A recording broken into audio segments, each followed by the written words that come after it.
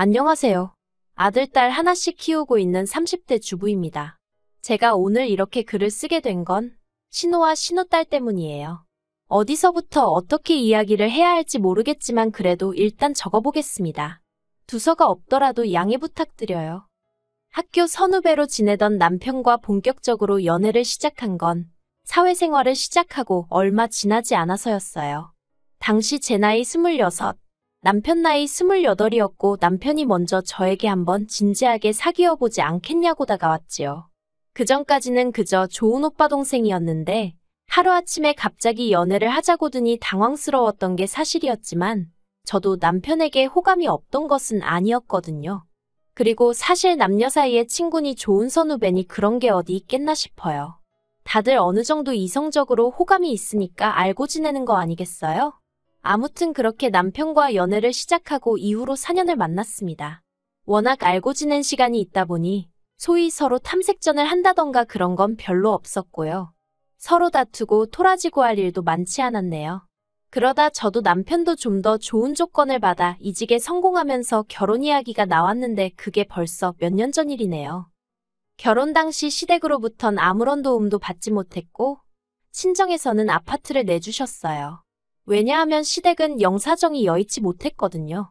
남편과 제가 본격적으로 결혼 이야기가 나오던 시기에 시매부가 하던 사업이 부도가 나네 마네 소리가 나왔고 신우 죽는 소리에 결국 시부모님이 두 분 사시는 아파트를 담보 삼아 대출을 받아주셨다 들었습니다. 그리고 그 액수가 자그만치 3억 가까이 되었어요. 3억이 누군가에게는 별거산인 돈일 수도 있었겠지만 평범한 서민인 남편이나 제 입장에서는 정말 큰 돈이었거든요. 아무튼 그래서 시부모님은 당장 원금에 이자 내기도 빠듯한 생활을 이어나가는 와중이셨기에 저희 결혼하니까 좀 도와주세요 소리를 할 수가 없었습니다. 더 솔직히 말하자면 먼저 그래도 단돈 얼마라도 보태주겠다 하셨으면 좋았을 텐데 아예 이런 방구 그런 말씀이 없으셨거든요. 그러니 더욱이 저희 입장에서도 입이 떨어지질 않았지요. 그리고 상황이 그렇다 보니 남편과 제가 모은 돈이 얼마 있었다고 해도 어디 전세로 가기에도 빠듯한 형편이었습니다. 하지만 월세를 살자니 그건 길바닥에 버리는 돈 같아서 도저히 엄두가 안 나더라고요. 그렇게 남편과 골머리를 앓고 있을 때쯤 친정부모님이 저희를 부르셔서는 당신들이 경기도에 아파트 한 채를 갖고 있는데 거기 세입자가 계약 연장을 안 한다고 하니 거기라도 들어가서 살겠냐고 물어보셨습니다. 그리고 솔직히 저희야 그렇게 물어봐 주신 것만으로도 너무 감사했고 당연히 그렇게 하겠다고 했지요. 그런데 이 일을 가지고 시댁에서 이러쿵저러쿵 말이 나왔습니다. 예단과 혼수 이야기를 나누기 위해 시댁을 찾았던 날, 남편이 저희 부모님 덕분에 집 문제가 해결되었다는 이야기를 꺼냈거든요. 그런데 어머님 아버님은 처음에 저희 친정부모님이 아예 집 한 채를 사주시는 걸로 이해를 하셨더라고요. 그래서 제가 그런 게 아니라 두 분이 갖고 계신 아파트에 당분간 임시로 저희가 들어가 살기로 한 거라고 정정해드렸습니다. 그랬더니 어머님이 그런 명의는 어떻게 되는 거냐고 물으시대요. 그래서 명의가 바뀌고 그런 것도 없고 저희는 정말 몸만 들어가서 사는 거라고 했어요. 그랬더니 어머님이 한마디로 치사하단 식으로 말씀을 하시는 거예요. 그리고 제 입장에선 솔직히 황당하고 듣기 거북했지요. 그런데 그때 남편이 먼저 나서서 사위랍시고 빈 몸뚱아리로 들어가는데 그만큼 배려해 주신 것만 해도 감사한 일 아니냐면서 어머님께 화를 내더라고요. 그러자 아버님이 남편더러 부모한테 말하는 싸가지가 어쩌고 하셨는데 뭐 솔직히 저는 어떻게 들릴진 모르겠지만 그런 남편이 든든하게 느껴지대요. 아무튼 그렇게 신혼살림을 차리고 이후로 저희 정말 악착같이 살았습니다. 비록 좋은 직장을 다니고는 있었지만 그렇다고 다른 부부들처럼 해마다 해외여행을 간다던가 그런 것도 해본 적 없어요. 물론 속으론 저도 남들처럼 해외여행도 다니고 명품백도 갖고 싶었고 남편하고 같이 비싼 외제차도 끌고 싶었지만요. 하지만 그런 욕구들을 억눌러가며 좀 더 나은 미래를 꿈꾸며 하루하루 열심히 살았네요. 그리고 그런 와중에 아들, 딸을 연년생으로 낳으면서 좀 더 열심히 살아야겠다는 의지를 다지게 되었지요. 그러다 지난해 마침내 서울에 있는 30평대 구축 아파트로 이사를 하게 되었습니다. 친정부모님의 도움도 있었고 대출도 좀 있었지만 그래도 저희 두 사람의 힘으로 장만한 아파트였기에 감회가 남다르더라고요. 그리고 언제 집들이 할 거냐는 시부모님의 성화에 이사한 지 한 달도 되지 않아 집들이를 하게 되었어요. 시부모님과 신우네 가족을 불러서 말이지요. 신우는 집에 들어오는 순간부터 집 좋다는 소리를 여러 번 했는데 그건 신우네는 결국 심해부가 사업을 망하면서 월세를 전전하고 있었기 때문입니다. 그리고 그런 사정을 뻔히 알았던 저희였기에 웬만하면 솔직히 집들이도 하고 싶지 않았어요. 신우가 어떻게 받아들일지도 모르겠고 나름대로 조심스러웠던 거지요. 그런데 다행히 신우는 시샘을 하는 것 같진 않았고 그저 저희의 상황을 무척이나 부러워하는 눈치였어요. 그리고 그런 신우에게 저도 어떻게 반응해주는 게 좋을지 몰라서 적당히 웃어넘겼고요. 그리고 이후로도 신우는 종종 저희 집에 놀러 오면 안 되냐고 물어왔습니다. 신우네 딸이 10살이었는데 저희 애들을 너무 보고 싶어 한다면서 말이에요. 솔직히 저희 애들은 시조카에 비하면 한참 어리기도 했고 막상 시조카가 오면 저희 애들하고 사이좋게 노는 편도 아니라 내키지 않았지만 한편으론 애가 지 집이 얼마나 답답하면 우리 집에라도 오고 싶어 할까 싶어서 몇 번 그러라 했습니다. 그런데 그게 지금 생각해보면 화근이라면 화근이었네요. 처음엔 한 달에 한 번 올 때도 미안한 기색을 보이던 신우가 저희가 이사하고 반년쯤 지났을 무렵에는 나 좀 이따 가도 되지? 하고 30분 만에 나타날 만큼 미안한 기색은커녕 무슨 어디 동네 슈퍼마켓 뜨나들듯 오가기 시작했으니까요. 참고로 신우네 집하고 저희 집은 걸어서 20분도 걸리지 않는 거리였는데 그건 어쩔 수가 없는 상황 때문이었습니다. 저희가 사는 동네가 그나마 서울에서 집값이 저렴한 지역 중 한 곳이었고 직장에서도 멀지 않았거든요. 단지 신우네가 근처에 산다는 이유로 몇 천만 원을 더 들여 더 불편한 지역으로 이사를 할 수는 없었으니까요. 아무튼 결국 참다 못한 제가 남편더러 신우가 오는 횟수를 좀 줄였으면 좋겠다고 이야기를 했어요. 그리고 남편도 자기가 진작에 눈치채지 못해서 미안하다며 확실히 정리해놓겠다고 하더라고요. 그래서 그렇게 상황이 일단락될 줄 알았습니다. 그런데 이게 웬걸.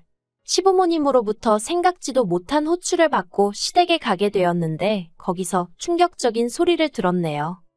시댁에 도착하니 어머님께서 어두운 표정으로 현관을 열어주셨습니다. 그리고 저는 속으로 어머님 아버님한테 무슨 건강상의 문제라도 생겼나 싶더라고요. 그렇지만 어쨌든 간에 좋은 일 같지는 않아서 먼저 이러쿵저러쿵 묻지 않고 그저 어머님이 말문을 여실 때까지 기다렸습니다. 그리고 이윽고 어머님이 입술을 떼셨는데 주제는 다름 아닌 신우였어요. 설마 신우 이야기려나 생각도 잠깐 했었는데 어머님 입에서 정말로 신우 이야기가 나와버리니까 이야기를 듣기도 전에 머리가 복잡하더라고요. 혹시 돈 이야기면 어떻게 거절해야 하지 싶었고 그런데 어머님이 꺼내신 이야기는 단순히 돈을 빌려주고 말고 하는 것보다 더 어이없는 것이었습니다. 어머님이 말씀하시길 심해부가 2년 전부터 아무도 모르게 주식에 손을 대고 있었답니다. 돈은 대출이 되는 곳이라면 몇 금융권이고 개의치 않고 융통을 했다고요.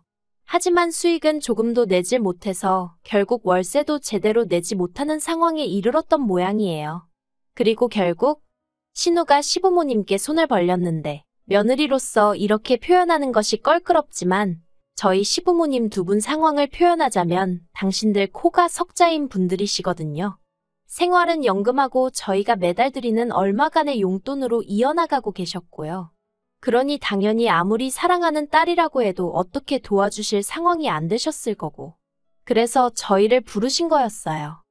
어머님의 요구사항은 간단했습니다. 당장 나가는 월세라도 줄여야 하지 않겠냐며 저희더러 신우네 식구랑 합가를 하라는 말씀이셨지요.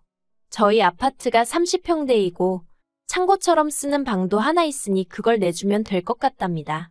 그리고 시조카는 저희 애들하고 한 방을 쓰게 하면 되지 않겠냐고요.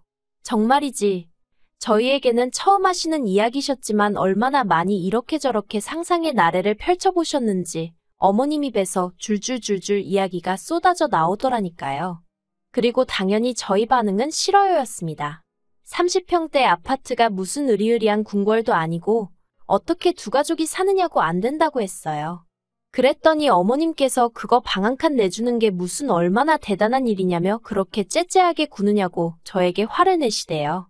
그러자 옆에 있던 남편이 왜 이 사람한테 그러냐면서 어머님더러 그렇게 안타까우면 어머니가 누나 데리고 사세요 하더라고요. 그러자 어머님이 지금 이 집을 보고도 그런 소리가 나오냐면서 너네만 잘 살면 그만이냐 어쩌냐. 그래서 결국 어머님과 남편 사이에 고성이 오가고 아버님은 먼 산만 보고 계시고 저는 저대로 괜히 불똥 튈까 싶어서 남편 뒤에 숨어 있다시피 하다가 집으로 돌아왔습니다. 그리고 집으로 오는 길에 제가 남편더러 혹시 내가 같이 못 산다고 해서 서운하거나 속상하냐고 물었어요. 그랬더니 남편이 서운할 일이 따로 있지. 자기가 오히려 미안하답니다. 그러면서 어머님이 도대체 어쩌다가 그게 가능할 거라고 생각하시고 그런 이야기를 꺼내신 건지 모르겠다며 저더러 신경 쓰지 말라대요. 그리고 그렇게 상황이 마무리가 되었다고 생각했어요. 그런데 이튿날 남편은 출근하고 저는 회사 창립 기념일로 집에 있었거든요. 아이들을 유치원에 보내고 한숨 돌리고 있는데 밖에서 누군가 쾅쾅쾅 현관문을 부서져라 두들기는 게 아니겠어요. 놀라서 인터폰으로 밖을 확인하니 신호와 심해부였습니다. 원래대로라면 제가 출근했어야 하는 시간인데도 연락도 없이 막무가내로 와서 빨리 문 열라고 고함을 치고 있던 거죠. 어이가 없기도 하고 황당하기도 하고. 그래서 일단은 남편에게 전화를 걸어 밖에 신혼여행가 와 있는데 어떻게 하냐고 물었습니다. 그리고 저는 제가 긴장하고 있는 줄 몰랐는데 나중에 남편이 말하길 제 목소리가 완전히 얼어서 덜덜 떨고 있더라는 거예요. 그랬어서인지 남편이 저더러 문은 열어주되 지금 전화를 끊지 말랍니다. 자기도 지금 당장 출발하겠다면서요. 그리고 그 순간 남편이 그런 반차를 내는 건가 그래도 되나 별의별 생각이 다 들었지만 안 와도 된다는 소리는 차마 입 밖으로 나오질 않대요. 저는 남편이 시킨 대로 일단 현관문을 열었습니다. 그러자 신우랑 심해부가 씩씩거리면서 집 안으로 들어오더니 저희 집을 한번 휙 둘러보고는 진짜 집 가진 유세가 대단하답니다. 그래서 제가 유세라고 부린 것도 없다. 그냥 두 가족이 살기에는 불편할 것 같아서 싫다고 말한 것뿐이라고 했어요. 그랬더니 신우가 한다는 말이 자기가 생활비를 안 내겠다고 한 것도 아니고 안방을 내놓으라고 한 것도 아닌데 왜 싫으냐입니다. 그리고 그런 억지를 쓰는 신우랑 도저히 대화가 안 통한다 싶었는지 저도 모르게 이러니까 실추하고 대꾸를 해버렸네요. 그러자 신우가 어이가 없다는 듯이 저 말하는 것 좀 보라면서 정말 너무하답니다. 막말로 자기네가 거리로 나앉으면 전부 다 저 때문이라나요. 저는 더는 사람 대 사람으로 대화가 안 통한다 싶어서 아무런 대꾸도 안 하고 그저 할 이야기 다 끝나셨냐 소리만 했습니다. 그랬더니 심해부가 앞으로 나서서는 제 어깨를 자기 손가락으로 툭툭 치면서 평소에 착한 척은 혼자 다 하더니 무섭네요 무서워하며 빈정거리대요. 그리고 그때는 남편이 오겠다고 한 지 얼마 되지 않은 상황이었는데도 옆에 없는 남편이 원망스러울 만큼 상황이 무섭게 느껴졌어요. 제가 심해부더러 지금 이게 뭐 하는 짓이냐고 제 몸에서 손 떼시라 했습니다. 그러자 심해부가 자기가 저를 때리길 했냐 꼬집기를 했냐 계속해서 빈정거리더니 급기야는 자기 어깨로 저를 탁탁 밀더라고요. 그리고 그때 뒤에서 지금 뭐 하는 짓이냐는 소리와 함께 친정부모님이 눈에 보였습니다. 그러고 보니 친정부모님이 오전에 서울병원에 예약이 되어 있으니 일이 끝나는 대로 저희 집으로 오시겠다 했었거든요. 그런데 제가 그걸 까맣게 잊고 있었던 거지요. 친정아버지가 저를 확 잡아 끄시더니 심해부더러 지금 이것도 다 폭행인 거 모르냐면서 친정어머니더러 저 데리고 병원 가서 진단서 끊어오라고 하시는 거예요. 그리고는 경찰도 부르라고요. 그러자 순식간에 집안이 아수라장이 되었고 그때 남편이 헉헉거리며 저기서 뛰어오는 게 보였어요. 저도 모르게 반가운 마음에 여보하고 부르는데 순간 눈물이 왈칵 나서는 친정어머니가 남편더러 지금 이게 무슨 일이냐면서 어쩌면 저렇게 경우들이 없냐고 이대로 가만히 못 넘어간다고 크게 화를 내셨습니다. 그리고 그제서야 신우가 상황이 자기들한테 불리하단 걸 깨달은 건지 그런 게 아니라며 말도 안 되는 변명을 하기 시작했는데 저희 친정부모님은 물론이고 저나 남편도 그걸 귀담아 들을 리가 없었지요. 남편이 신우더러 가만 안 두겠다면서 기어이 여기까지 와서 행패냐고 악을 썼어요. 그리고 저희 친정부모님도 남편더러 사돈이고 뭐고 이대로는 못 넘어간다며 법적인 조치는 다 취하겠다 하시대요. 참고로 저희 친척 중엔 아주 유명하진 않아도 변호사도 있고 경찰도 있었거든요. 그리고 저희 친정아버지는 말씀하신 대로 신혼예외를 폭행으로 고소하셨습니다. 그리고 제가 이기면 저희 쪽 변호사 비용까지 자기가 다 물어야 한다는 사실을 안 신우가 그제서야 저한테 미안하다며 자기가 순간 눈이 돌아갔었다며 사과를 하고 난리더군요. 그런데 남편이 봐주지 말랍니다. 사람이 순해 보이니까 아주 헛개비로 보고 덤빈 거 아니겠냐면서 끝장을 봐야 정신 차린다고요. 그리고 저는 고민 끝에 남편 뜻에 따르기로 했어요. 착한 줄 알았는데 어쩌고 그 소리 들을 때 정말 기분이 너무 나빴거든요. 그리고 말한 대로 저는 안 착한 사람이니까 굳이 자비를 베풀 필요가 있겠나 싶대요. 그리고 이 일로 시부모님은 남편더러 괘씸한 놈이니 아주 부모 형제도 몰라보는 망나니니 뭐니 온갖 악담을 퍼부으셨고 그걸로도 분이 안 풀리셨는지 영 끊고 살자셨습니다. 당신들 죽었다는 소리가 들려도 아는 채도 말라면서요. 그런데 남편이 덤덤하게 알겠다는 말 한마디만 하더라고요. 저한테 자세히 말은 안 해도 자기도 그간 시부모님께 맺힌 게 많았던 모양이 돼요. 그리고 제가 생각하기에 제가 여기서 해야 할 일은 그저 그런 남편 옆에서 묵묵히 자리를 지켜주고 고마움을 표현하는 일뿐인 것 같습니다. 남편이 누구보다 저와 아이들을 제일 우선으로 생각해주는 사람이라 다행이다 싶을 뿐이에요.